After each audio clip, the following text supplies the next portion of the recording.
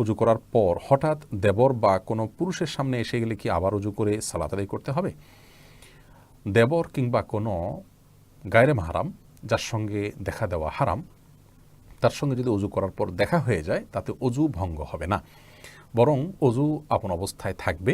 তবে অনিচ্ছাকৃত দেখা হলে তার কারণে গুনাহ হবে না। আর ইচ্ছাকৃতভাবে যদি এরকম বেপরদা হন এবং বেপরোয়াভাবে চলাফেরা করেন, পর্দার বিষয়টি লক্ষ্য না করেন এবং সেজন্য দেখা হয়েছে, তাহলে তো এটি স্বতন্ত্র গুনাহের কথা যে তিনি পর্দার বিধানকে লঙ্ঘন করলেন, তার সৌন্দর্যকে প্রকাশ না করে একজন গায়রে মাহরাম পুরুষের সাথে সাক্ষাৎ করলেন, সে কারণে তিনি গুনাহগার হবেন। কিন্তু এর সাথে অজু ভঙ্গের কোনো সম্পর্ক নেই।